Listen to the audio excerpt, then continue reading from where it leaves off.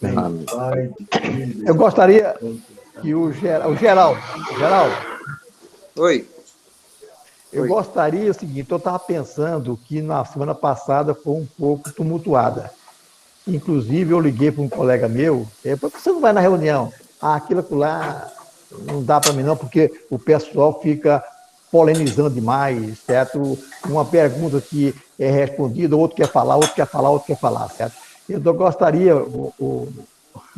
o Geraldo, você me determina para nós uma regra aí, vai. Não, realmente, ela foi meio amassante mesmo, a reunião passada, né? Mas é porque, às vezes, as pessoas quer repetir aquilo que foi falado. Então, quando começar assim, ficar muito blá, blá, blá, aí a gente define, não, vamos passar para outra e vamos estudar mais para a próxima reunião, né? Mas vai dar tudo certo, mas tá beleza. Pode continuar do jeito que está.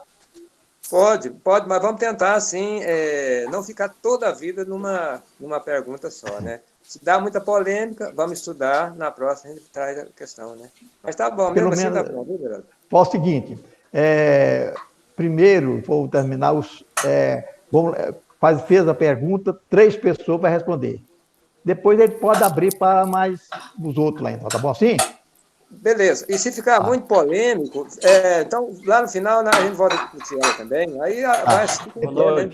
3 pessoas respondem. Agora, se a quarta pessoa quiser responder, é uma coisa que os 3 não respondeu, tá bom assim? Sim. Tá, todo mundo Vai dar tudo concorda, certo. né? Tá Vai bom. dar tudo certo. Se der errado, mas nós vai ajeitando, nós vamos Mas perdoando. vai tentar consertar, né? Vai perdoando. Vai perdoando. É. A primeira Boa noite, senhor pergunta aí. Eli. Fala, e tem 8 perguntas aqui, ó. Nilta, livro Caixa, produtor rural. Aí é para o nosso colega, cadê ele? Abraão. Não entrou Abraão ainda, tem não. não? Não entrou ainda Ainda não? não entrou, não. Quem pode falar do livro Caixa, produtor rural aí? Hein? Quem? É a Nilton que vai falar, quer falar aí. Pois é, mas Nilton, o nosso colega que entende bem disso não chegou ainda, certo? Está acabando de entrar, Everaldo. Acabou. Abraão, o senhor está sendo notificado a responder para a dona Nilda. A primeira pergunta é sobre Caixa Produtor Rural. Abraão. Acho que não ouviu, não. Ele entrou, mas você estava fazendo a pergunta. Pode repetir. Abraão. Mas ela perguntou ainda o que ela quer, uai. Pode. Então, ela vai fazer, ó, Caixa Produtor Rural. Então, a dona Nilda vai perguntar para o Abraão, não, vai fazer a pergunta para o Abraão. Dona Nilda.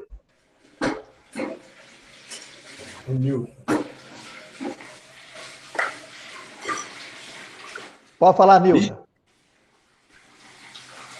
Tem que abrir o microfone, deve estar fechado e vai abrir lá.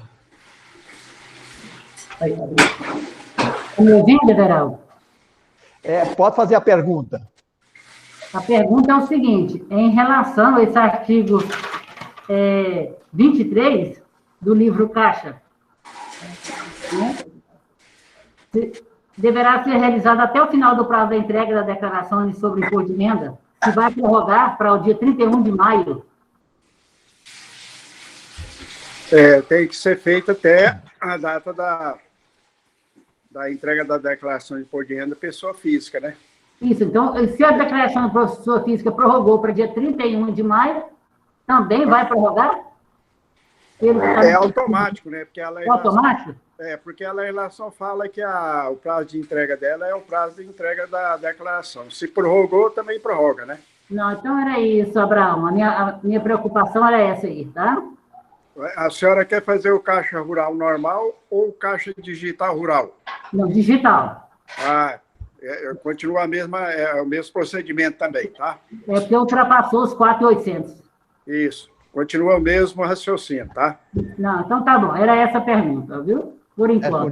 Se tiver mais alguma coisa, eu erro minha mãozinha e pergunto. À disposição. Então tá bom. Uma pergunta em cima do livro Geraldo rural Marcelino, faça a sua pergunta. Seu Everaldo. Fala. Eu quero fazer uma pergunta para o senhor Abraão aí, a respeito do livro Cachoral também, aproveitando o gancho. Pois não. Abraão, Sim. é só a pergunta seguinte: no caso, na transmissão dele, é feito lá dentro do ECAC, lá nas declarações de transmissão, ou tem um outro campo para Não, é feito lá no ECAC. Ele não tem, né? ele não tem, vai direto no ECAC e envia ele lá. Ah, perfeito. Obrigado. Bem, Geraldo Marcelino. Eu gostaria aí, como tem pessoal, me ajudar a interpretar o artigo 14 da Instituição Normativa 83. Porque vamos lá citar a 15. A 15 ela está bem explícita lá o seguinte: quando a atividade rural que é de bens comuns do casal, pode dividir a atividade rural nas duas declarações, do cônjuge, do produtor e do cônjuge. Agora, por quê? Eu tenho dois produtores rurais, são bens comuns, aí eu divido lá a receita com os dois. Agora eu tenho outro que é arrendado, aí ele quer também que divide. Aí eu fiquei questionando esse artigo 14. Eu não estou com ela aqui em tela, alguém poderia ler? Ela está até aí na tela aí, né? Ela está na íntegra. Aí vamos ver aí, alguém me ajuda a interpretar esse artigo 14 aí, por favor. Wesley, pode ler, se for o caso? A interpretação do artigo 14 da Instrução Normativa 83, Atividade Rural, artigo 14. Os arrendatários, os condôminos, os conviventes, no caso de união estável, e os parceiros na exploração da atividade rural, devem apurar o resultado separadamente na proporção dos rendimentos e despesas que couberem a cada um, devendo essa condição ser comprovada documentalmente. Eu não entendi o que quer dizer o artigo 14. Lê de novo aí, me parece que ficou bem claro que é separadamente. Lê de novo aí, Fábio. Interpretação? Só um minutinho. Separadamente, mas o que eu estou querendo interpretar é que eu tenho um produtor, eu faço a declaração de um produtor rural, ele arrendou. Aí vai poder eu dividir metade para a esposa dele? É isso que eu estou questionando. Porque lá no manual, parece que tem um local lá que fala que não pode, quando é arrendado não pode. É isso aí que eu estou querendo interpretar, por favor. Geraldo. Bem, fala. Arrendamento, Marcelino. A pessoa recebe o arrendamento, né? Deixa eu explicar. Desculpa aí. Você veja bem, precisa separar o que é arrendamento, o que é parceria. Não, só um minutinho, por favor. Eu sei, deixa eu fazer uma discriminação aqui. Parceria é aquele que eu tenho minhas terras, eu cedo para alguém plantar. Eu vou correr o risco também, então eu tenho um percentual aquilo ali. Eu fiz uma parceria com ele, então eu corro o risco. Então, esse aí, a minha produção, que eu tenho as terras, então eu vou declarar como atividade rural. Tranquilo, isso aí. Agora, quando a pessoa arrenda, então o meu cliente arrendou as terras lá. Então, se ele arrendou, ele paga o arrendamento lá para a pessoa que recebe. Então, a pessoa que recebe, eu entendo que é o mesmo procedimento de aluguel. Então, é a situação. O meu cliente arrendou as terras, paga o arrendamento e ele tem a produção de laranja. Mas ele quer dividir essa atividade dele, a receita da atividade, com a esposa dele. Eu estou entendendo que não pode. Aí eu fiquei em dúvida nesse 14 aí, realmente não. Abraão. Ele pode sim, viu? Pode fazer. Pode fazer. É bem comum. Desde que o contrato lá do arrendamento fala que ele tem tantos por cento e ela tem tantos por cento. É bom que eu preciso saber como é que está no contrato de arrendamento. Ela precisa participar do contrato. Então aí chegou mais ou menos onde eu estou querendo. Abraão, o Geraldo, para mim nem precisava constar, porque é bem comum, gente, é aluguel, como se fosse um aluguel.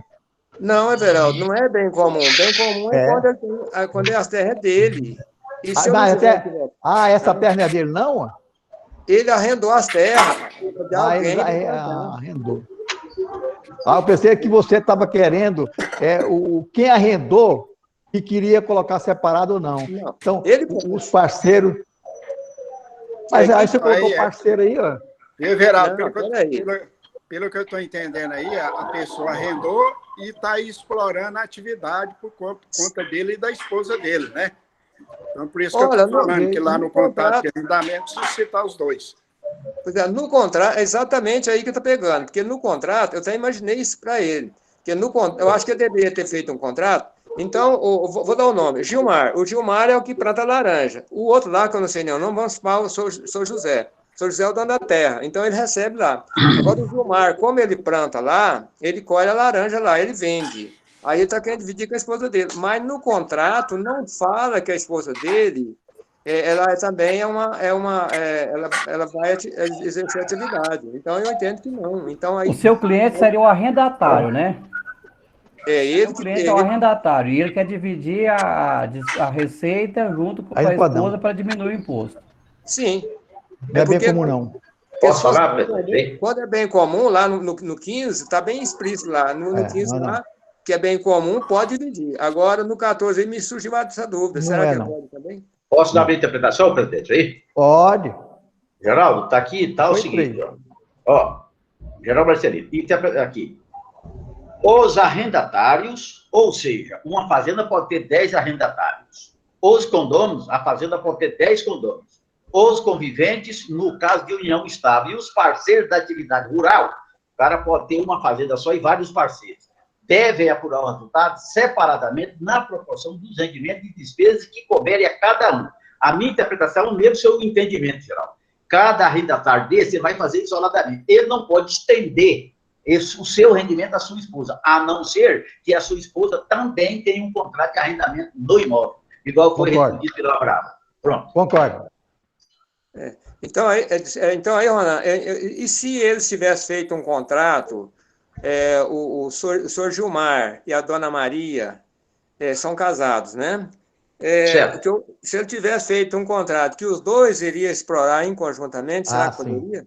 Sem dúvida, porque aí o contrato, o fato deles serem casados, não quer dizer que impede cada um ter seu contrato, mas não ter o contrato. Se tiver o contrato, sim, não ter no contrato, não pode. Tranquilo. Então, acho que fechou. Fechou. Terceira, Wander. Fala, Wander. Wander, abre seu microfone no celular. O Wander está perguntando falar sobre a nova plataforma, certo? Podia deixar isso. Desculpa. Pois é. Não, eu falo. Não, é o seguinte, eu vou explicar para ele, vou explicar para vocês, a nova plataforma, eu acho que não seria aqui agora, eu acho que ele teria ligado para mim, eu teria dado todas as coordenadas. Mas, de qualquer maneira, eu já verifiquei na nova plataforma, todos, a parte contábil, DRE, DLPA, balanço patrimonial, balancete, pegou do outro programa nosso velho e passou tudo para esse programa. Então, ele veio todos os coisas para cá. Agora eu estou testando o quê? Agora eu estou testando a parte fiscal. Eu quero baixar do mesmo jeito que eu baixava o livro de entrada no outro, eu vou baixar o livro de entrada agora com todos os parâmetros que houver. E depois eu vou conferir a contabilidade. Então, eu estou nesse pé, baixando, certo, essa entrada, com todos baixando a entrada e já fazendo a contabilidade na entrada no ano de 2021, tá bom? Zé Walter quer falar. Fala, Walter. Não, é o seguinte, eu estou fazendo da seguinte forma, estou lançando do antigo programa e também tentando lançar no novo. Não é que eu estou buscando os arquivos, estou tentando fazer os arquivos novos. Está dando algum probleminha, o Oberdan e eu, nós estamos analisando e esperamos que loguinho, está tudo resolvido. Então não é fácil, mas está tudo no caminho certo, correto? Isso é que eu tenho que dizer. O Zé Walter está falando de um jeito, eu estou fazendo de outro. Eu quero aproveitar tudo que estava no outro. Aproveitar os lançamentos, foi feito para aproveitar tudo que eu fiz de parametrização no outro, eu estou aproveitando nesse novo programa, tá? Embora você esteja fazendo isso, eu já estou testando, é o seguinte, as entradas, certo? As entradas de dados. Isso. Exato. Então, eu estou fazendo isso para comparar um com o outro. Tá? Exatamente. Então, acho que é importante. Eu já fiz no velho as entradas minhas, certo? E agora estou fazendo outro. Então, eu estou pegando o quê? Fazendo o quê? A parametrização que eu fiz no outro, que eu puxei do ano passado, já está parametrizado. Quando eu pegar o XML lá de entrada, ele deve vir tudo para o novo programa, de acordo com o que está fazendo o velho, tá? Exatamente. Respondeu, Wander? Seu Wander? Wander, abre seu microfone no celular. Deixa eu tentar abrir o microfone no celular lá. Pelo PC você não fala, você tem que clicar no microfone do seu celular aí. Um desenho que parece um picolé. Eu não está conseguindo, não, Everaldo. Tá bom. Então, se você escutou, faz assim, ó, Wander. Wander, se você escutou, positivo aí. Escutou. Tá. Daí ele mudou para o outro lado de lá. Tá não, mas fez o sinal de positivo. Wander, imposto de renda, pessoa física, espólio. Esse aqui é o seu Ronan. O que você quer, Wander? Aí ele não vai saber o que é, tá? Ele não vai... Wander, manda a sua pergunta pelo WhatsApp para mim, que eu repasso para eles, por favor. Ele não está nem escutando, parece. O Ronan quer falar, Everaldo. Fala, Ronan. A minha pergunta talvez seja mais ou menos a do Everaldo. É o seguinte, nesse caso meu, o cidadão faleceu em janeiro deste ano, certo? O que o inventariante fez? Ele só fez formalizar o ITCD lá na CEPAR, para curar as custas e recolher. Não concluiu o inventário, certo? Quando eu fui fazer a declaração normal desse ano, sendo representada pelo espólio, o inventariante, aí a Receita veio com a mensagem, não pode constar óbito lá nos bancos de dados da Receita Federal. Então, eu perguntei para ele, você não fez o inventário? Ele falou, não fiz, eu só fiz da entrada lá na Cefaz. Então, aí a minha pergunta é o seguinte, a declaração não é final de espólio, porque ele não terminou ainda, não fez. Final de maneira nenhuma. Pois é, não tem... espólio só. Aí que eu quero saber, desse colega aí, eu sei, parece que eu não passei por isso, que tem que restabelecer esse CPF da Receita Federal. Aí eu quero saber se é isso mesmo, se é difícil, se eu posso fazer via internet, como é que eu vou restabelecer esse CPF para apresentar a declaração normal dele, eu tenho que fazer isso, né? Então, eu nunca restabeleci um CPF lá da Receita com essa finalidade. Eu posso responder, mas quem quer responder para ele? O Wander fez a pergunta aqui, viu, Everaldo? Geraldo. Depois eu faço aí. Fala, Geraldo. Não, você está comendo. Eu gostaria de perguntar, por que restabelecer? Porque lá na Receita Federal, ao apresentar a declaração, a Receita não aceita que ela fala, consta óbito aqui da Receita Federal. Pois é, mas quando há óbito, não tem que restabelecer coisa nenhuma, você tem que fazer o de espólio. Pois é, mas não é... Não é de espólio. Não é final de espólio, é espólio. Pois é, mas acontece que a declaração é baseada no dia 31 de dezembro. E o cidadão faleceu foi agora em janeiro. E daí? Ih, caramba. A declaração é baseada no dia 31 de dezembro. De 1 de janeiro para cá é outra história. Então aí já é erro. Tá? Pois é, eu estou com esse problema. Ronan. Oi, senhores. É o seguinte. Se ele faleceu agora em 2021, a declaração de 2020, ela segue da mesma forma, ela não tem nenhum motivo. O que vai constar no CPF é assim, ó, contribuinte falecido. Ele tem assim, consta óbito, mas ela não é óbice para transmitir a declaração. Quando eu fui transmitir, quando eu fui lá, coloquei... Mas qual foi a atividade que colocou lá? Lá na natureza jurídica? Eu coloquei lá na declaração normal dele, eu coloquei normal, fosse a pessoa mesmo fazendo. Só porque quando eu fui transmitir, a Receita falou, não pode, aqui no banco de dados consta óbito. Porque eu fiz uma declaração desse sentido. A pessoa faleceu agora, mandei a declaração 2020, normal, da mesma forma, tranquilo, porque sem nenhuma modificação. Pois Não é. tem nenhum problema, não. Mas Nem aí, colocou Não, spoiler? normal. Não é spoiler. Não, Do ano 2020 ela é normal. Ele tá ela é normal, não é spoiler. Mas quando eu coloco desse jeito, aí a Receita já fala, consta óbito, não é normal porque consta óbito. E aí o seguinte, por isso que eu quero saber se foi a Cepaz, o fato de ter protocolado esse pedido lá do ITCD, será que foi através da Cepaz que a Receita Não, é o cartório. O cartório que toda vez que registrou um certidão de óbito, o cartório faz a comunicação para a Receita Federal e coloca que é o contribuinte em óbito para observação para a Receita Federal. Essa comunicação é Foi o feita pelo cartório. o cartório de notas. Então é o seguinte, tenta colocar o código 81, o código de espólio, porque ela não exato. é de final, é código de espólio e ela vai aceitar. Aí vai. Na natureza jurídica. Só que aí tem que colocar o nome do inventariante, CPF do inventariante. Exato. Né? Como tem ele aí, mas Embora sabendo que... o certo era a Receita aceitar, porque 2020 o cidadão estava vivo normal. Eu Isso. fiz uma esse ano sem nenhum problema. Perfeito. Mas tá bom, eu vou tentar o spoiler. Ô, Eudes, mas eu acho, na minha concepção, que a Receita está certa. Porque na hora que ele foi apresentar, ele não existia mais. Então, a ideia tua é colocar espólio lá, e ela apresentou como ele é espólio. É realmente espólio, porque se ele tivesse morrido bem depois, ele apresentasse e morreu depois, não. Nesse caso específico, é espólio, porque na hora que ele apresentou, ele não existia. Já estava falecido, né? Então, assim, já tem alguém trabalhando em nome dele. Mas não vai ser um problema, é só colocar dessa forma aí que o sistema vai aceitar. Colocar espólio que aceita, viu? E depois fazer a final de spoiler. Afinal de Depois contas, quando apurar todos os impostos, né, fizer toda a partilha, e a Receita esse ano até que abriu um precedente, que ela pode fazer sobrepartilha na própria declaração, né, se tiver sobrepartilha, caso tenha feito a de final de spoiler, não precisa reabrir mais de retificar imposto de renda, você vai lá e faz uma sobrepartilha, né.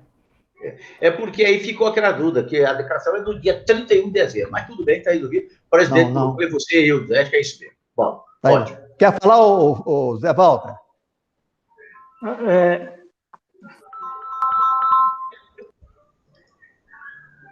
Zé Walter, você mutou seu microfone. A pessoa não está aqui, então realmente tem que pôr o spoiler. É o que eu ponho, é o que dá certo, correto? Como que uma pessoa que não está aqui vai declarar? Então era isso que vocês falaram. Desculpa aí ter interrompido.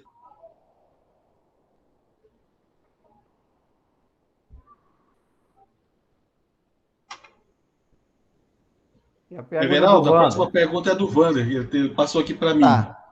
Esposo morreu em 2019 e em 2020 saiu o inventário e agora tem que fazer imposto de renda do espólio. Como funciona? Agora pergunta novamente para ele. É final de espólio? Wander, é final de espólio?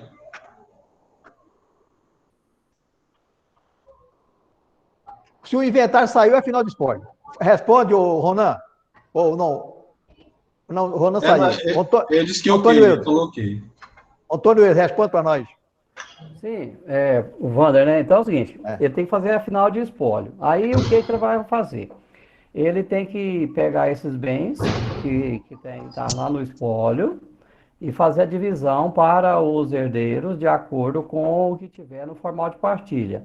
Se caso ele faz só a declaração do espólio, que no final não faz de nenhum dos herdeiros, ele vai simplesmente abrir a declaração como de final de espólio e vai comandar as informações, que ela vai perguntar se o cartório foi feito em cartório ou se é judicial. Se for judicial, tem o número do processo, a vara que tramitou. Se for tabelionato de notas, vai pedir o número do CNPJ do tabelionato, a data do óbito, a data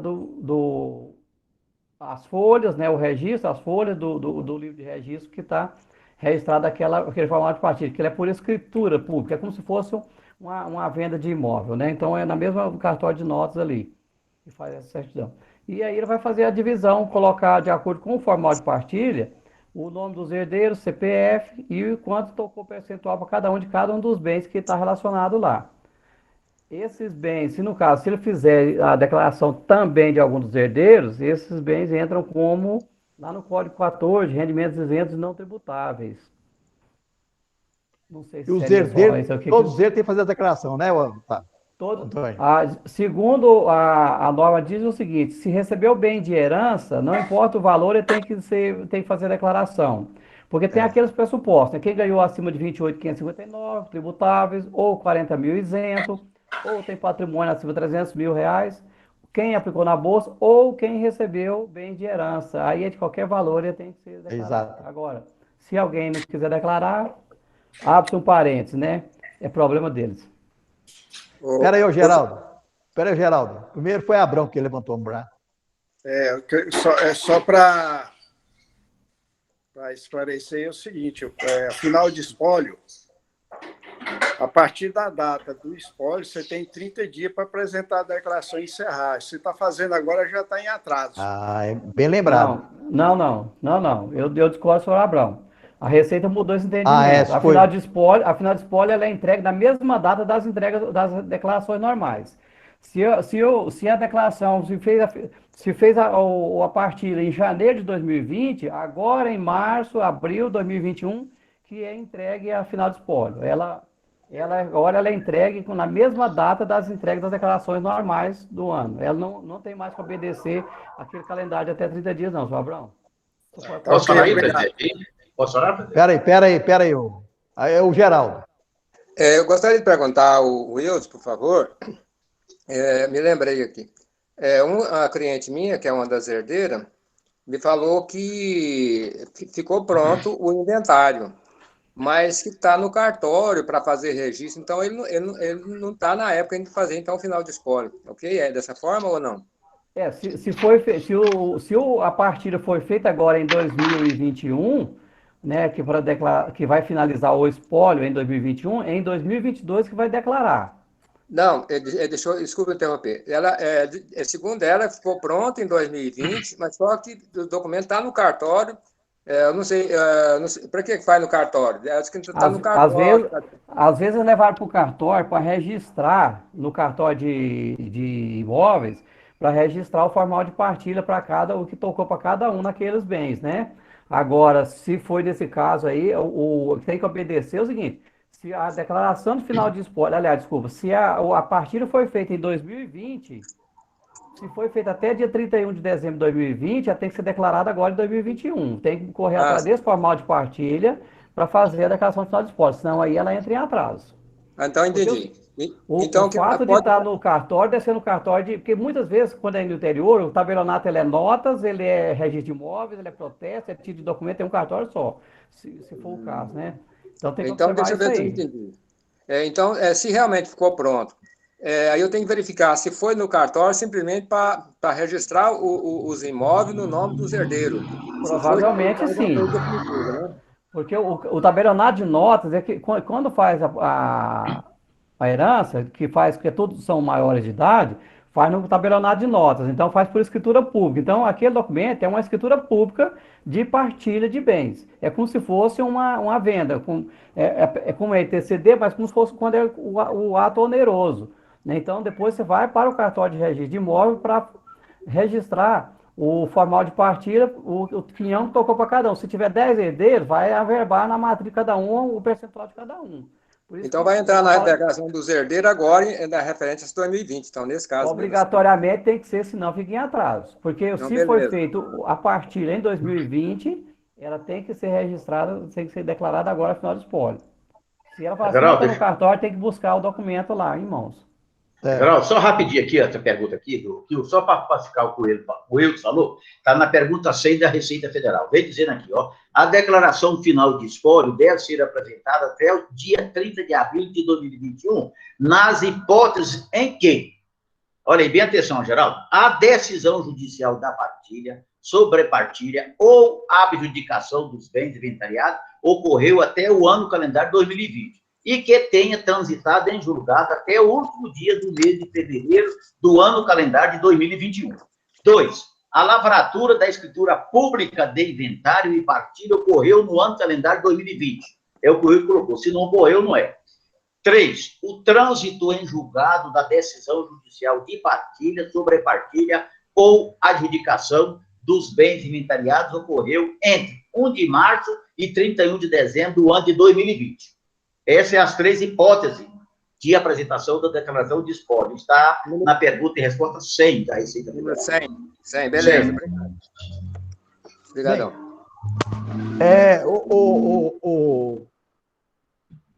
Antônio Eudes, você falou do ITCD, que é o Imposto de Transmissão de Bens e de Herança, né? ITCI. Isso, ITCD. Tem TBI que a gente fala e ITCD. Agora, o outro de bens imóveis, ele não paga não, né? Não, o TBI, é porque é o seguinte, o intervios, né? Então é o seguinte, o ITCD é Imposto de Transmissão, Causa Morte, Herança e Doações, vai para o Estado.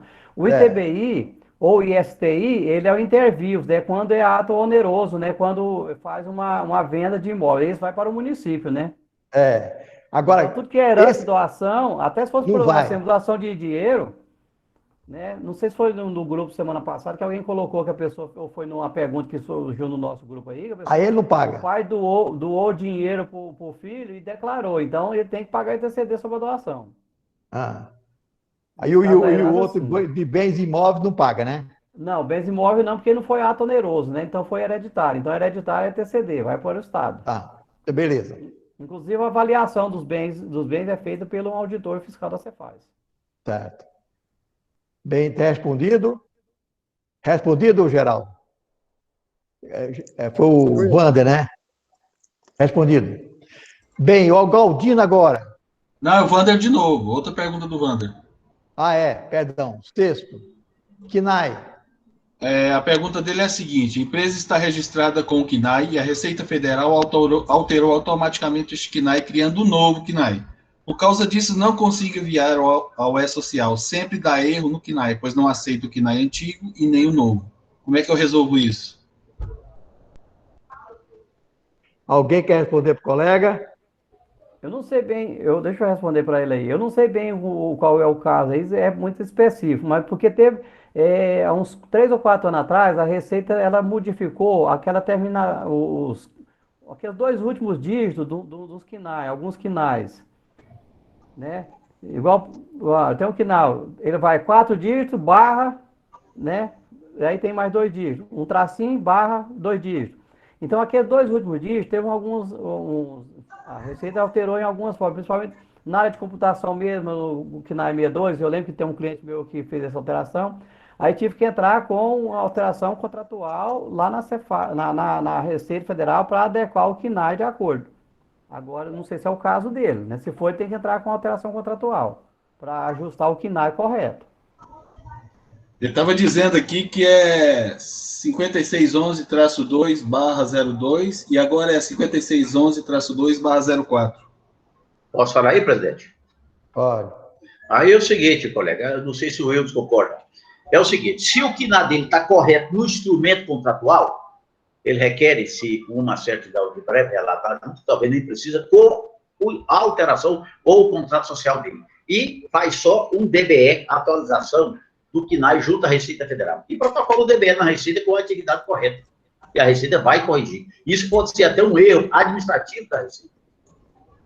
Pode ser um ato administrativo da Receita. Exatamente. Ele faz através, inclusive, do DDA. Aí ele abre o DDA porque a Receita hoje já não está aceitando mais fazer alteração direto lá, então tem que ser feito tudo DDA, né? Isso, DDA, mas não precisa fazer alteração na junta, faz só o DDA.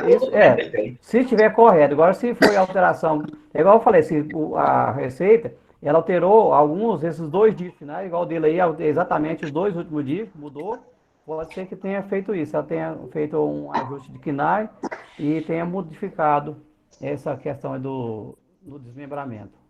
E é isso mesmo, só alterou os 2 últimos dígitos dele aqui, pelo que eu estou vendo aqui. Ele está dizendo que o KNAI agora... Eudes, se imprimir hoje o CNPJ, já não sai o KNAI correto lá?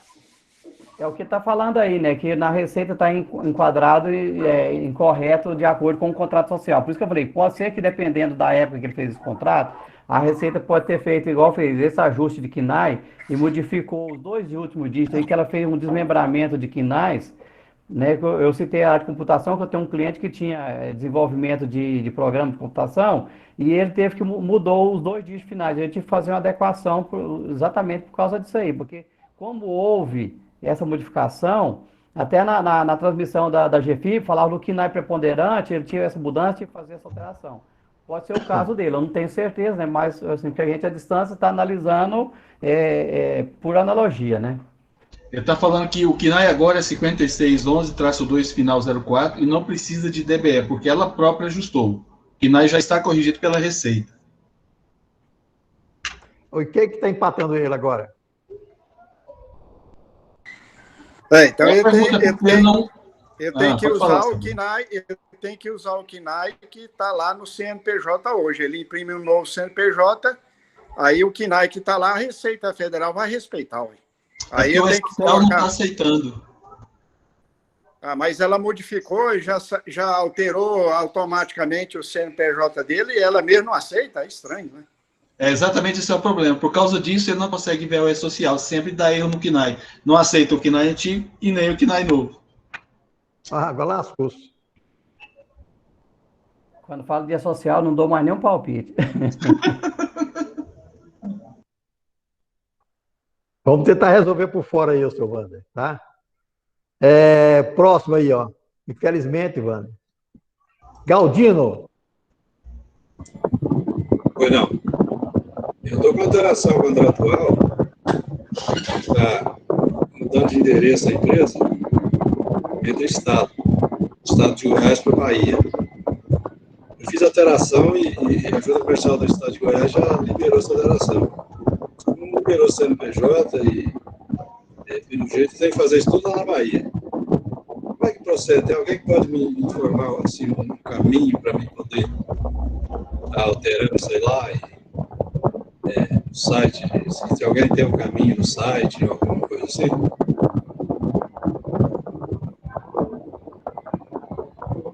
Olha, quer alguém quer falar? Antigamente que eu fazia, primeiro, faça a alteração primeiro aqui. E depois, automaticamente, ela da Bahia, ele já muda o endereço lá. Certo? Se você quiser, depois, Galdino, eu dou o telefone da nossa diretora aqui, que é a Eliene, e ela vai explicar para você direitinho, tá? Certo. Eu ligo para você amanhã. Tá. Obrigado.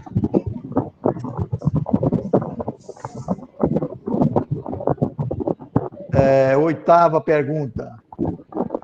Daniel Damasceno. Daniel Damasceno tá aí? Não, está presente não. Tá chiando aí, ué. Por que é isso? Tá, é o Galdino. Vou mutar ele aqui, pronto. Galdino, Okay. desliga aí. Já mutei. Ô, Wesley, lê o que o Daniel Damasceno está falando. Boa noite, pessoal.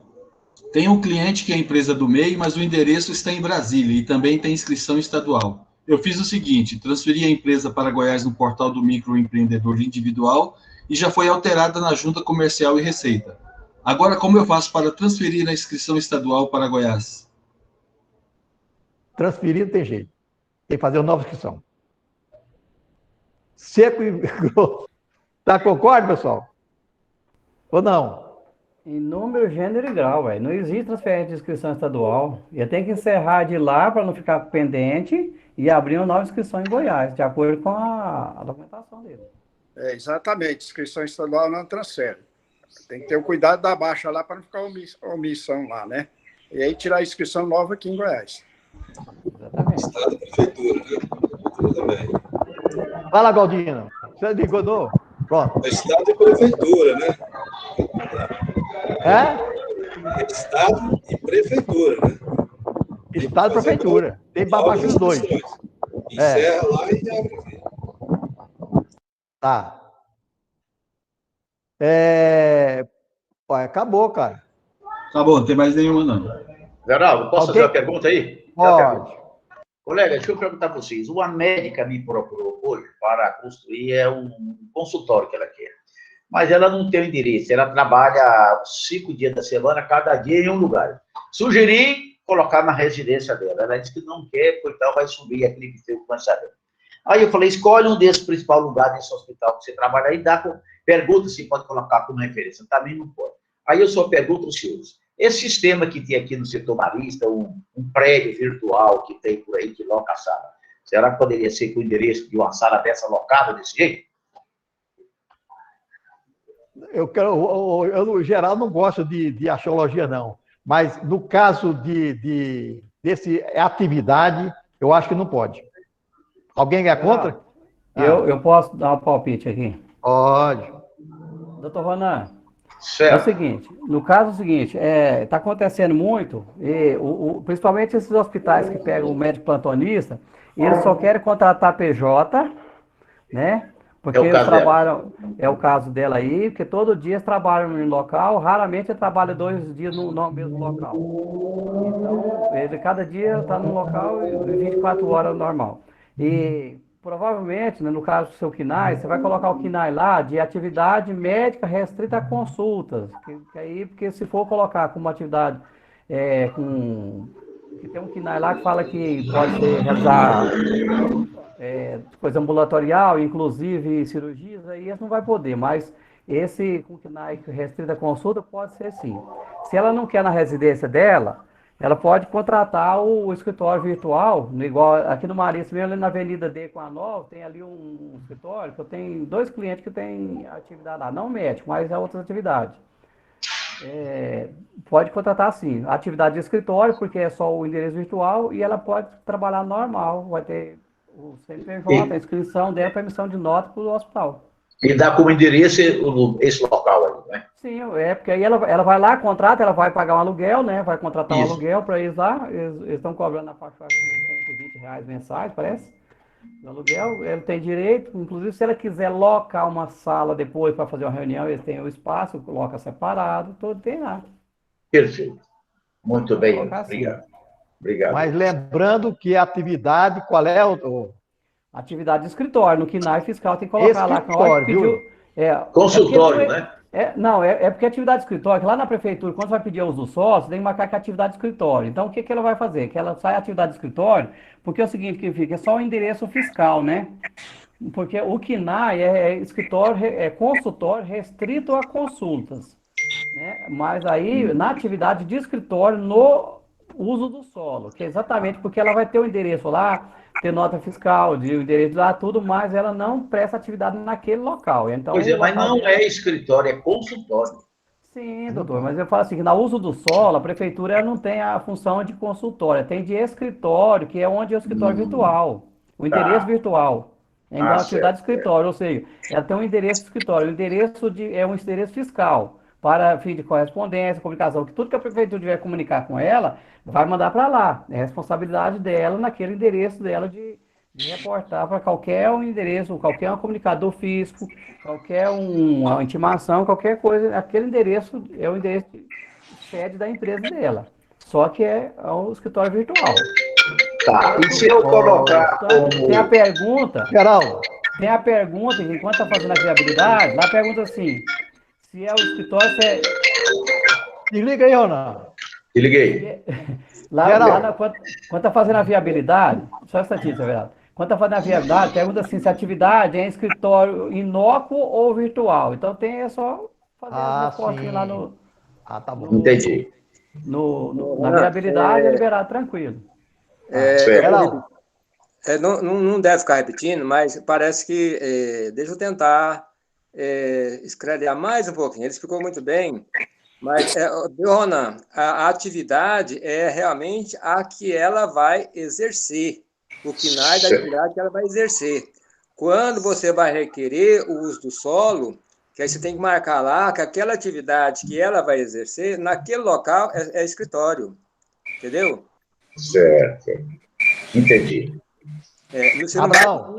Você não vai pedir escritório para ela, não. Vai pedir atividade de consulta lá. Só que na hora que você lá no uso do solo, você vai marcar lá, depois tem lá, você marca escritório. Tá? Certo. Perfeito. Entendi. Doutor, é bom Sim, na viabilidade. É bom na viabilidade. Só informar lá que ela vai exercer a função dela fora do local da empresa. Ah, sim. Lá tem esse campo para lá. Isso informa, aí ele entra em acordo com o que o Marcelino falou e o Antônio também falou. Certinho, Gal. Que Obrigado, vai trabalhar fora do local, vai exercer a atividade dela fora do local da empresa dela. Perfeito. Quer falar mais, ou... Posso falar mais um pouquinho? Pode. Normalmente, eu aconselho não pedir o uso do solo lá na viabilidade. Requerer o uso do solo separado, primeiro, aí quando você vai fazer a viabilidade, você já vai marcar que você tem o uso do solo, tá? Eu faço dessa forma. É bem melhor. Certo. Eu acho melhor, tá? Perfeito. Bartolomeu, fala. Tá com a mãozinha levantada? Eu tinha muita coisa. Minha filha tinha escritório lá, isso onde o Antônio Edson disse, entende? Funcionou lá há muitos anos, agora ela abriu para a consultório dela. Uma coisa importante para eu olhar é se ela vai fazer só consulta. Porque se ela for cirurgiã alguma coisa, aí no contrato social dela tem que dizer, tem que escrever que o serviço será prestado no local onde ela fazer a cirurgia, tudo direitinho. Então tem que ser muito bem organizadinho, senão depois ela não consegue fazer cirurgia no outro local. Tem que descrever no contrato social, se ela for cirurgiã, por exemplo, for exercer, vai operar, vai pegar uma sala lá no Santa Helena e vai fazer cirurgia. Antônio, mas deixa eu ver. No caso dela, parece que é radiologia. Ela trabalha em um hospital. Então isso aí não tem nada, não. Radiologia, ela pode estar tranquila. Do jeito que os meninos falaram. Okay. Mas se for cirurgião, não pode. Não, radiologia. Edvardo, você está com a mão levantada, o que é? Edvardo, com a mãozinha sua aí. Não, a questão minha é o seguinte.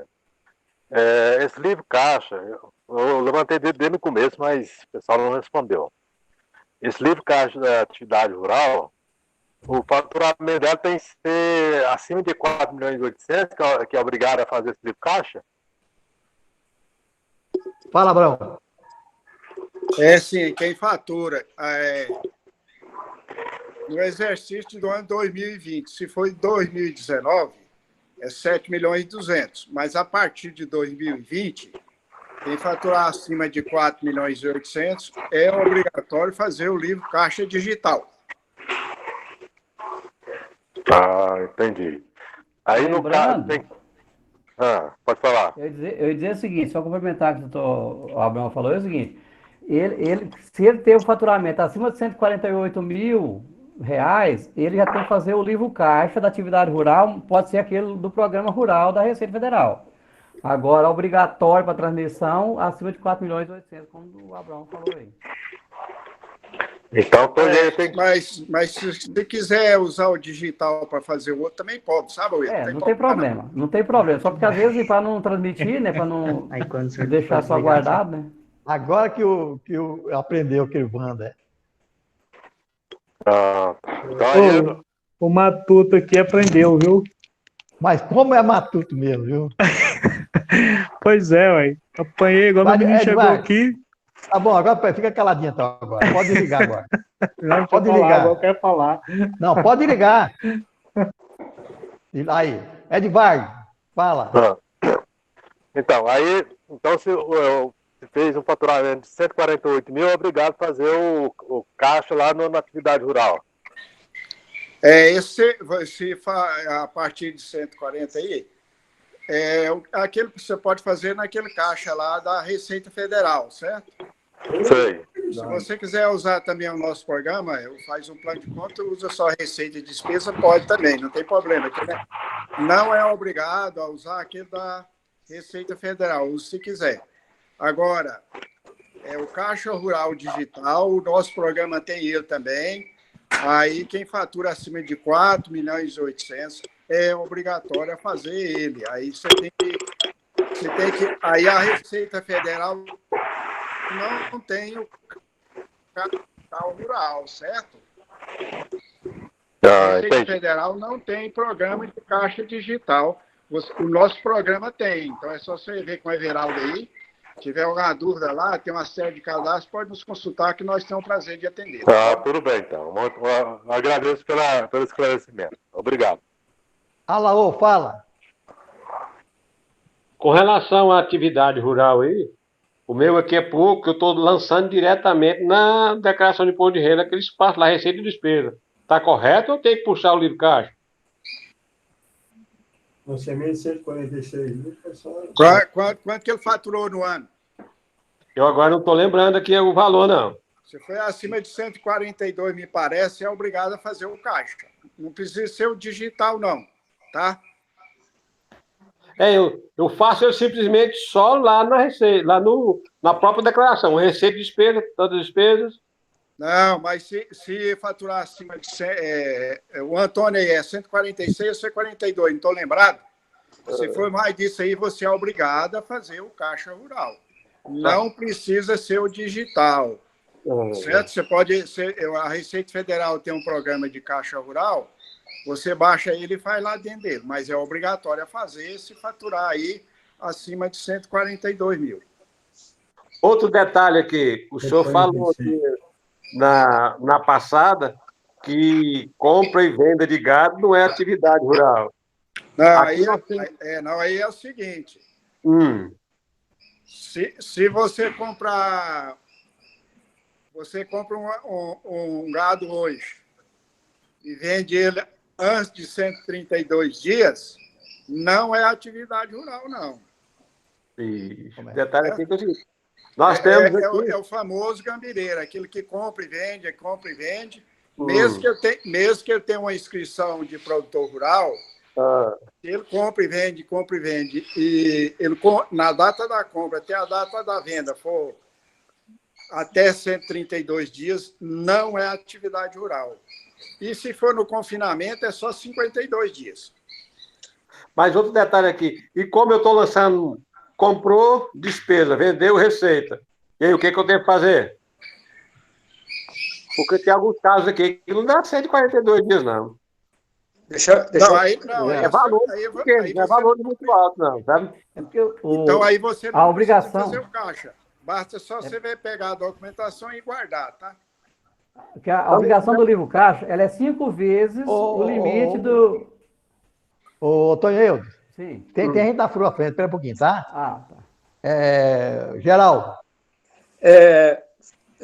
Ele olha a instrução normativa 83, que ela está bem esclarecida lá, o valor mais que pode ficar sem fazer o livro caixa e guardar os documentos. Então, eu olho a instrução normativa 83. E referente ao gado, o Abraão respondeu direitinho.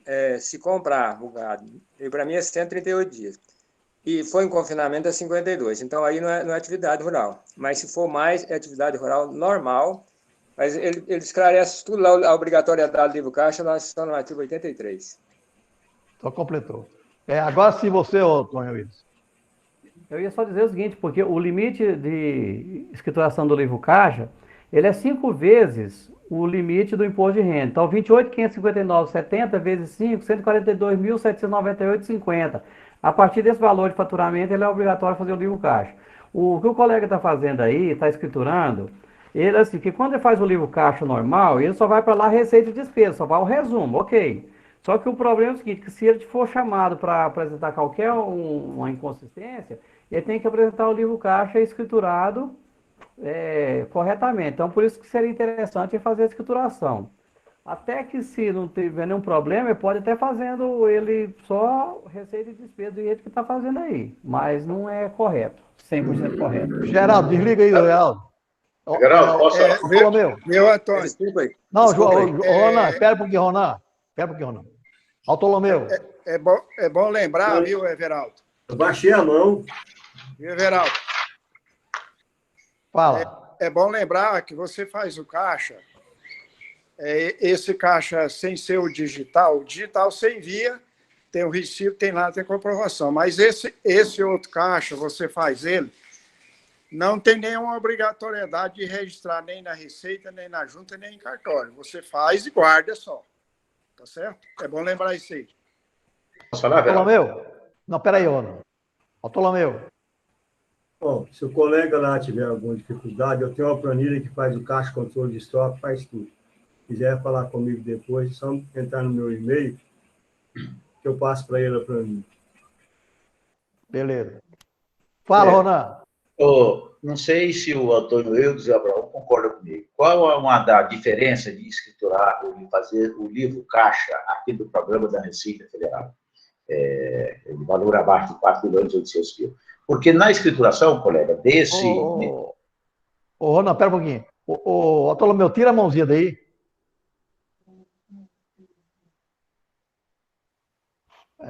Cadê o outro? Outra mãozinha aí para ela subindo aí. Fala, Ronan, agora. Edvard, tira a mãozinha. Você quer falar alguma coisa, Edvard? Na escrituração do livro caixa, lá vem, um plano de conta, a codificação, receita, despesa, investimento, o que é utensílio, o que é implementos agrícolas, tudo aquilo na escrituração do livro caixa. E isso eu acredito que é a parte fundamental que a Receita quer saber. E quando é aqui que se joga diretamente lá no programa da Receita Federal, receita e despesa, não diz nada disso, simplesmente soma-se o que é despesa, joga lá dentro, soma o que é a receita e joga lá dentro. E na escrituração do caixa da Receita, aí você tem que fazer conforme o plano de conta da Receita Federal. Concorda, Abraão e Eudes? Eu não concordo, não. Não? Não. Então, posso falar, Verão? Posso falar, Verão? Porque lá na Instrução Normativa 83, ela fala que pode fazer o livro caixa até manual. Então, está lá na Instrução Normativa 83. Você seguiu a Instrução Normativa 83, você fala manual, por que você é obrigado a obedecer o da Receita? Ele é um programa auxiliar, muito bom, mas a gente tem muita dificuldade para fazer, porque o cliente manda aquele boleto que pagou, você não vai saber se é investimento, você não vai saber se é fertilizante, você não vai saber que é nada. Então, fica difícil. Se o seu cliente ajudar você, é muito bom ter o programa da Receita. Mas como a Instrução Normativa 83 fala que pode ser até manual, então você não é obrigado a obedecer.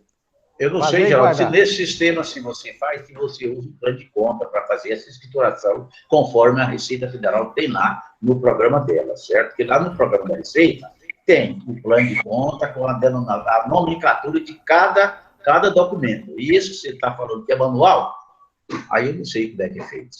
Doutor Ronan, como o senhor tinha me perguntado, é o seguinte, a instrução normativa da Receita, ela fala assim, você pode escriturar por qualquer um programa, né? Pode fazer o livro caixa de controle por qualquer um programa, pode ser manual, não tem problema, igual o Geraldo falou. Agora, como eu concordo com o senhor na questão aí do livro caixa da atividade rural, da Receita, porque naquele plano de contas, ela tem o produto, o subproduto, o investimento, né, do custeio, da pecuária, conicultura, suinicultura, e ele te dá a opção também de você criar mais, no plano de contas, você criar outra conta naquela sequência. Igual tem um cliente que ele vende feno, então o feno não tem a opção lá na venda de produto. Eu criei lá na venda de produto de pecuária o feno. Certo. E aí eu coloco lá a venda de feno.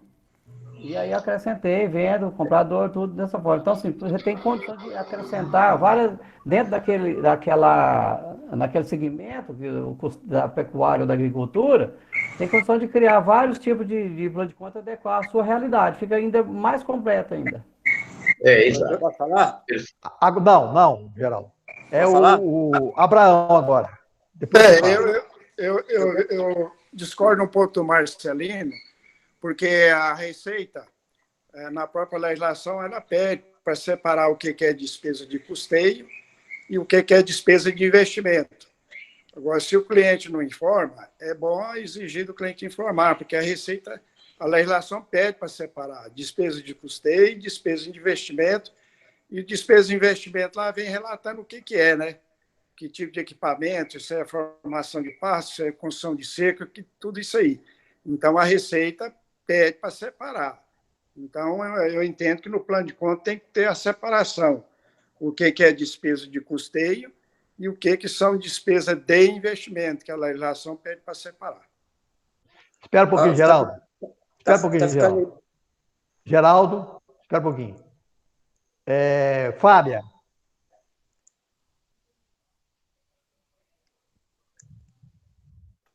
É só dar um lembrete, se alguém ainda não tomou conhecimento, com relação à Prefeitura de Aparecida de Goiânia, né? Não, peraí, Fábio. Eu tenho um assunto aqui, Fábio. Você está levantando a bola para esse assunto ou é o outro? Espera um pouquinho. Geraldo, termina. Termina, Geraldo.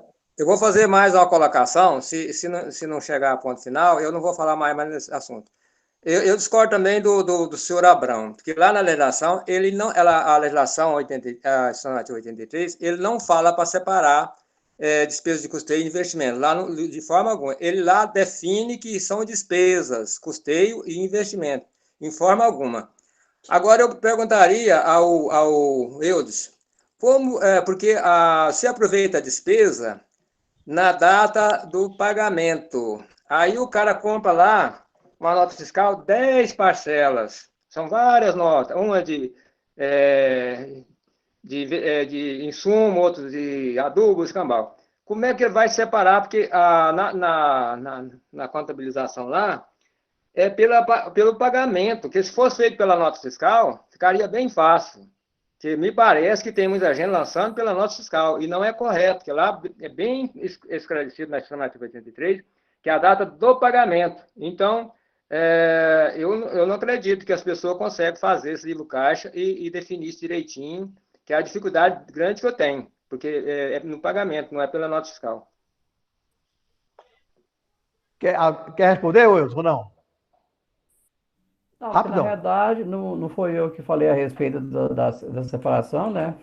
Acho que foi só o Abrão que falou para ele a respeito então deixa o Abrão ser investimento, mas eu faço de acordo com a documentação que chega para mim. Eu identifico e faço o lançamento. Abrão, responde. Aí o Marcelinho está certo, isso é pela data do pagamento. Então tem que exigir. Eu exijo a nota fiscal e exijo esse pagamento. Porque senão vem só uma boleta para você e você não sabe o que você está pagando, né? Então, tem que apertar o cliente se conscientizar que se ele não te passa a informação correta, você não tem como trabalhar correto. Né? Tranquilo. Alaô, terminou, né? Não, só resumindo aqui. Com relação à gambiragem do gado aí, essas notas vão ficar à parte, não vai aparecer na receita, nem como despesa, nem como receita. Só isso, Abrão? Não vai. Fala, eu não entendi a pergunta, repete.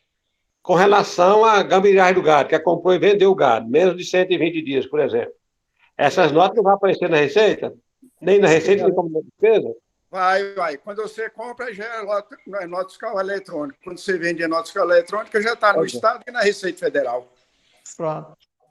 Pois é, mas aí, o senhor falou que eu não posso lançar nada, não é atividade rural, onde eu vou lançar ela? Aí você entra naquela situação lá de pessoa física equiparada a pessoa jurídica. Ganho de capital. Não é ganho de capital, né? Você tem que fazer um CNPJ de pessoa física equiparada a pessoa jurídica para desenvolver isso aí. Mas o detalhe é o seguinte, é que vai para leilão, a grande maioria dos nossos produtores, não que é só que eu faço, alguns que eu faço aqui, mas a maioria aqui vai para o leilão, vende para o leilão, tanto a produção dele quanto as que eles compram, sabe? A produção dele é atividade rural. Agora, se ele comprar hoje e vender dentro de 138 dias, não é atividade rural. Aí é outro procedimento. É esse que é o detalhe. Aí eu teria que tirar um CNPJ, aquela pessoa física equiparada à pessoa jurídica, para ele, se ele faz isso aí continuamente, rotineiramente, a legislação manda ele fazer isso, né? Até porque se ele for fazer com ganho de capital, acho que fica mais caro. Isso aí. Então tem que olhar isso aí, Alaú. Que ele faz continuamente, registrar a empresa e pronto. Tá? Agora, se esporadicamente, aí até pode fazer uma vez ou outra, mas continuadamente caracteriza uma empresa. Né? Tá bom? Alaô. A controvérsia, vamos deixar, depois a gente conversa com o Cabo sobre isso aí, tá? Tá bom, desliga então. Eu posso perguntar um outro detalhe aqui também, que até que eu já conversei com o Fábio aí, eu estava com uma meia dúvida aqui. É outro assunto. Pode deixar para daqui a pouco. É o que eu até falei com o Fábio, a licença maternidade. Mulher ganhou o neném, tem 5 meses de estabilidade, né? Alaú, espera um pouquinho, Alaú. Parece que o Vanildo quer falar alguma coisa, Vanildo, dessa passado? Bom, queria sim. Boa noite a todos. Boa noite. Eu queria até pedir para o doutor Abraão fazer uma palestra, aí, um curso para nós sobre essa atividade rural, que tem muita dúvida, surgem muitas dúvidas. E o que ele está falando, basta ler a instrução 83, realmente. 138 dias, está lá no artigo 4, acho que é inciso 2, ou é 1, 52 dias para confinamento, essa parte aí do livro Caixa que ele falou que tem que descrever o que é custeio, tá tudo lá, acho que tem outro artigo que trata disso, dizendo como escriturar o livro Caixa, então eu queria que ele desse uma palestra para nós sobre essa parte de atividade rural, assim, num grupo de estudo. Ivanildo. Tá bom. Então, Abraão, você dispõe a fazer isso? Ivanildo, você olha lá no site do CRC, eles têm uma parceria com a empresa do Paraná que chama Prado. Ela é especializada, inclusive vai fazer esses dias aí um curso, uma live, um curso aí, tudo sobre a atividade rural, inclusive caixa digital, fora do caixa digital. Eu já fiz esse curso, é excelente, recomendo a todos. Só Abraão, agora eu sou... Pera aí, eu já fiz um curso Vanildo. com essa empresa aí, sinceramente, assim, sobre a social. Pera aí, Vanildo. Arrependi. Pera aí, Vanildo. Mas, Abraão, você está disposto, porque eles estão gostando de você, né? Abraão, você está disposto a programar um curso mais ou menos? Quantas horas? Está disposto? Não, Everaldo, não tem nenhuma restrição contra isso aí. Coloca à disposição aí do sindicato, se for preciso, entendeu?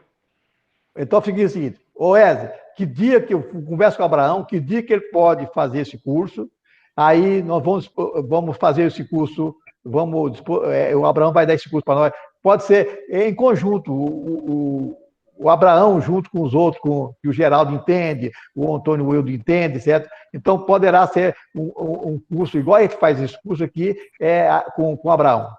Está disposto, Abraão? Tá ok, combinado. Então tá. Então fica assim, nós vamos bolar o dia, viu? Antes de apresentar a declaração, antes do dia 31 de maio, nós vamos fazer esse curso com o Abraão. Vamos bolar aí, o Wesley, bola o curso aí para o Abraão fazer. Tá? Ok. Fábio, fala. Bem, colegas, como eu havia falado, a Prefeitura de Aparecida, ela editou o Decreto Municipal 110, né, agora em 2021, onde, a partir do dia 12, ontem, até o dia 10 de julho, o ITBI dela, que era 2,5%, baixou para 1%. Então, lá, o Imposto sobre Transmissão de Bens Imóveis, quem quiser fazer alguma transação agora, o imposto caiu de 2,5% para 1%. Então, é comunicar aos clientes que estiverem interessados nisso aí, e que vai do dia 12, ontem, até o dia 10 de julho. E do dia 11 de julho até o dia 9 de agosto, ele vai aumentar para 1,5%. Ainda com a vantagem que você pode parcelar esse TBI em até 6 meses. Só isso. Mesmo aqueles que compraram agora ou que aqueles que estão velhos, né? Eu não estou em detalhe, não, mas acredito que é para tudo. Me parece que mesmo aqueles que estão antigo e quiser transferir agora, não vai ter penalidade, não. Vai ter a redução para 1%. Pode desligar aí, Fábio. Ô, Wander, quer falar alguma coisa, Wander? Não, o que eu queria falar, vocês já falaram aí, né? Agora eu aprendi, agora não vou apanhar mais não, tá? Tá bom. Alguém mais quer falar? Alguém quer fazer pergunta? O Edvardo não tinha uma pergunta aí a respeito de licença paternidade? Ou era Edvardo? Era o Alaor, Abraão, né? tira a mãozinha, Abraão. Abraão, tira sua mãozinha.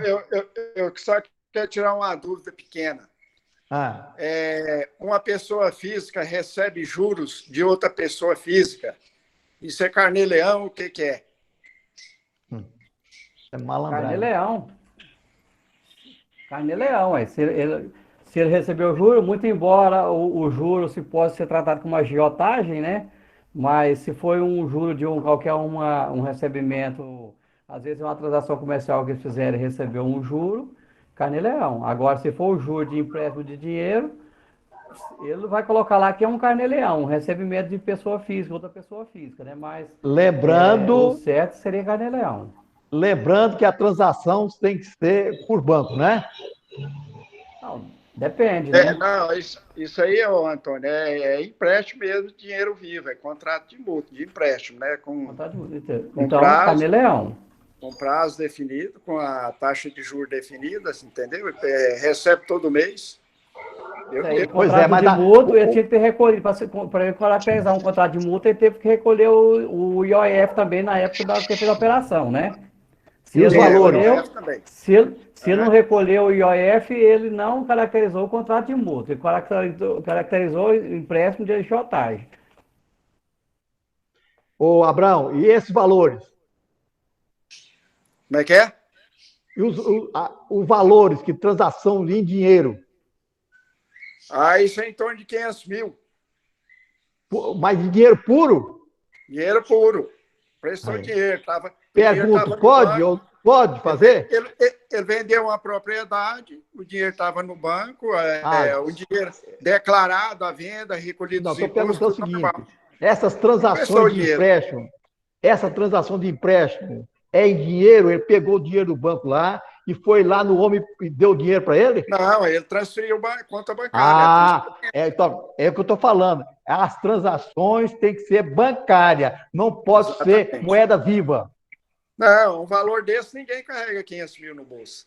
Pois é, tem que ser moeda viva. Não pode ser moeda viva. Se não for o povo do Jardel, né? Jardel carregar 500 mil na mala. E quando recebe o juro, recebe também em transferência bancária, né? Tranquilo, aí tá certo.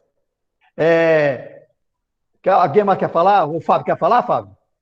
Tira essa mãozinha daí, Fábio. Geraldo.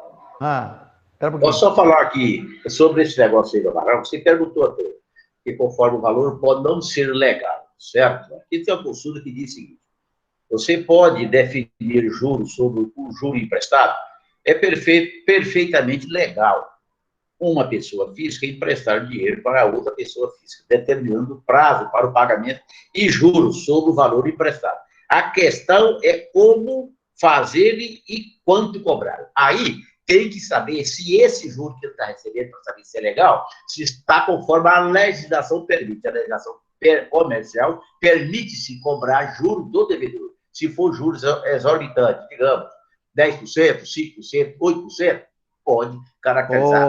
Ilegal isso aí. O Antônio Reis falou já isso aí, tá? Ele escutou. O Antônio já falou sobre o assunto. Alaô, que toca a mãozinha aí, Alaô. Com relação à licença maternidade, nós estávamos falando aí no início. Bora, agora vai. É o seguinte, tem 5 meses de estabilidade, né? O 4 mais 1. Eu posso dar o aviso no final do 4º mês, o dia que ela retorna, ou tem que esperar o 5º, vai dar 6 meses. Eu queria mandá-la embora no dia de terminar o 5º dia, o 5º mês. Alguém quer responder? O Fábio até já olhou para mim, lá me passou, que são a estabilidade os 5 meses, né? Já temos 5 meses. Só que eu estou querendo dar um aviso. Eu entendo o seguinte, que se a pessoa tem estabilidade, ele não pode entrar de aviso prévio, porque ele tem a estabilidade dele. Só após ver se a estabilidade que ela vai começar a cumprir avisos. Então, nesse caso, vai ser 6 meses, né? 6 meses, ou mais, né? Dependendo se é mais de anos, vai ter 6 meses mais 3 dias, né? Se for 2 anos, cada 1 ano de serviço acrescenta 3 dias no aviso. Tudo bem. Respondido? Respondido, obrigado. Alguém mais quer fazer pergunta? Dou-lhe uma. Dou-lhe 2. Dou-lhe 3. Até logo, pessoal. Até na. Vanildo levantou a mão, Everaldo. Fala, peraí. Aí, o Vanildo levanta a mão na última hora. Vai, Vanildo. Eu estou esperando para poder voltar e acabar as perguntas e voltar na pergunta do doutor Ronan. Eu pesquisei aqui, todo lugar fala a mesma coisa que o Eudes falou. Faz normal, não é espólio, porque a pessoa estava viva naquele ano. Espólio é 2021. Aí nós discordamos de você, né? Não, mas todo lugar você pesquisar aí, esses sites que tratam tributário, o cara morreu, é normal. Ô, Vanildo, o cara morreu em fevereiro. Como que vai apresentar a declaração? É como se fosse vivo para a declaração de Mas 2020. ele vai declarar vivo lá? Provavelmente lá está dando só uma mensagem, não é um erro que impede o envio. Não, e para mim, era spoiler. O nosso entendimento é spoiler. Agora, se ele colocar spoiler e ele aceitarem, tudo bem. Porque ele falou que ele morreu. Então, se eu estou apresentando a declaração... Morreu em 2021. Eu sei, mas vamos supor, se a declaração não fosse virtual, ele assinaria a declaração como? Mas que declaração seria essa se não fosse virtual? Você está declarando uma coisa referente ao ano passado. É uma coisa que você recebeu no ano passado. Mas ele morreu já, ele não pode declarar mais nada, não. Ele não espólio, ué. Eu acho, né? Agora, alguém concorda com o nosso colega Vanildo? Mas qual que é o embasamento legal para ser espólio? Porque todas as perguntas e respostas que você procura aí é como se fosse vivo a orientação. Agora é hora das polêmicas mesmo, agora pode sair as polêmicas. Pode. Eu concordo plenamente com o Vanildo. Ela não deveria ser de espólio. Agora, se o sistema não quer aceitar, vai aceitar de espólio, faça. Mas pela legislação, eu concordo com o Vanildo. Ela não é declaração de espólio 2020, eu concordo. Agora, a questão são erros do programa, qualquer coisa assim, tá? Isso é um absurdo. Naquela hora eu já falei pela coerência, não tem nem jeito. Fala, Abraão. Geraldo, naquela hora... Vanildo, você tem que observar o seguinte. O cartório, que faz lá o registro óbito, ele envia para a Receita Federal rapidinho. E a Receita Federal já tem, por exemplo, ele morreu em janeiro desse ano, então a Receita Federal tem ele lá como já está óbito. Ué. Então, se na data da entrega da declaração, aí já tem que mudar os procedimentos, igual o Eudes explicou aí. Porque na Receita Federal já consta lá, porque o cartório informou a situação de óbito, entendeu? Que o sujeito já faleceu, ele vai entregar uma declaração, porque aí tem que mudar lá os procedimentos, porque ele já morreu na data da entrega. Não considera a data 31 de dezembro de 2020, porque quando você for entregar, ele já faleceu e o cartório já informou a Receita Federal, e a Receita Federal está bem ágil nisso aí, viu? Isso já aconteceu comigo. Fala, Vanildo. Não, eu sei, já aconteceu igual o Eudes falou também, assim, de conseguir fazer, dar uma mensagem é simplesmente informativo, não é impeditivo de envio. Agora, por isso que eu estou falando, se lá no dele está impedindo de enviar... Tá. O Ronan falou que ele está impedido de enviar. Tem que ser espólio. É porque tem alguma informação ele está colocando errado lá. Eu acho que alguma coisa está errada. Certo? Alguma coisa está errada lá. Alguma coisa está errada. Ou no código de atividade, lá na classificação lá da profissão, se colocar que já está em óbito, alguma coisa está sendo feita errada. Porque a Receita aceita. Eu já fiz isso aí e aceitou, sem problema. Aceitava, agora, se você não, se já tiver, o cartório já informou, barra mesmo, aí não tem jeito. Aí você tem que ver na declaração. Tá certo? Eu acho que está certo. Liberal, defunto não entrega a declaração. Tem que fazer igual o Antônio escreveu e colocar o nome do inventariante. A Receita Federal quer saber a responsabilidade. Só isso. O que é, Antônio? Defunto não entrega a declaração. Então, quem tem que entregar é o inventariante. Ué. Ele vai fazer do jeitinho que o Antônio falou, preencher lá o código. Pronto. E colocar o nome do inventariante. Só isso. Exatamente, senhor Antolomeu. O senhor lembrou muito bem, muito bem. É exatamente isso aí. Não foge disso aí, não. Eu faço isso muito. Tá bom. Bem, alguém mais? Agora acabou, né? Fala, Joeli. Joeli chegou no amém. Não, eu gostaria de ver, o pessoal está contestando aí o problema do inventário.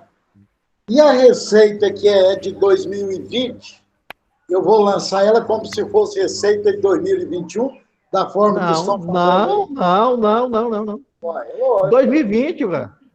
Então, as receitas. Ele vai ter que fazer a declaração do imposto de renda de 2020 e 2021. Quando for em 21, ele vai fazer do espólio e encerramento. Não, encerramento é outra coisa.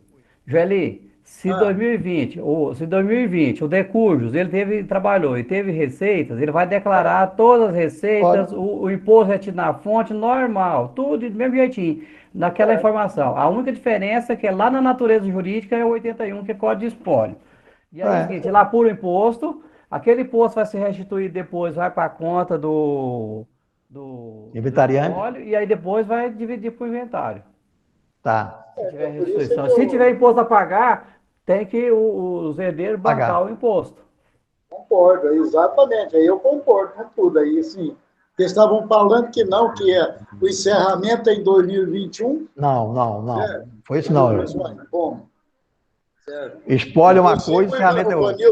O Ivanildo, inclusive, questionaram o contrário. Ele falou que tinha que fazer a declaração em 2020. Não, certo? E depois o Antônio questionou que tinha que ser em 2021. Não, foi isso não. Fala, Vanildo. Tá? Não, fala. Bom, vamos lá. Vanildo. Voltando, 2020 a pessoa estava viva. A declaração que a gente está fazendo agora é referente ao ano calendário 2020. Concordo. Eu já fiz, agora não me atentei a essa questão de se estava ativo ou não o CPF. Realmente eu não me atentei a isso. Eu consegui enviar. Quando? É normal que uma pessoa estivesse viva. No ano seguinte eu fiz espólio. Não, ano passado. Vanildo, ano passado, agora não tem mais. Não, mas a pessoa faleceu no começo de 2020 e eu estava fazendo referente em 2019. Mas você fez a declaração, foi esse ano? É de 2020? Não, eu não fiz ninguém que faleceu no começo do ano ainda não fez, mas acontece que agora eles barraram o Ivanildo. E tá certo, eu acho que tá certo o barramento dele. Pode falar um pouco? Tanto é, o Vanildo, eu fiz declaração dos meus filhos, certo? Quando eu coloquei lá que ele é dependente, certo? Então, eles me barraram aí, não, cada um tem o seu CPF. Um ano eu apresentei ele sem CPF, o outro ano fui obrigado a apresentar com o CPF. Esse caso específico agora, está bem claro, se o cara morreu em fevereiro, então ele estava vivo. Ele estava vivo em dezembro, estava. Mas em fevereiro ele tinha morrido. Eu fui apresentar a partir de fevereiro, vou. Se quando eu for apresentar, eu não estou vivo mais, eu estou morto, não posso apresentar. Tá bom. A instrução normativa, posso falar? A instrução normativa, eu posso falar, mas eles barraram, Geraldo. A instrução normativa, a questão barrou, mas está errado, porque existe a legislação. Vai lá brigar com a Receita. Lá. Aqui, no 81, as declarações de espólio são classificadas como inicial, a que corresponde ao ano calendário de falecimento. Entendeu? Sim. A intermediária, aos aos anos seguintes ao falecimento, a que se retornar decisão judicial. Eles erraram, essa instrução normativa está errada. Não, a instrução normativa está errada, não. Está errada o sistema da Receita Federal. O sistema da Receita eu acho que a interpretação dela está errada. Então, a orientação realmente, Márcio Everaldo, é de nomear alguém responsável, mas não é de espólio. Verdade. É a lógica. Não tendo mais assunto novo a tratar, eu me despeço. Boa noite. Não, vamos lá, galera. Ele colocar espólio lá, se ele aceitar, está resolvida a questão, né? Concordo. Brasileiro, boa noite. Boa noite. Tem tanta instrução errada por aí, credo. Boa noite, gente.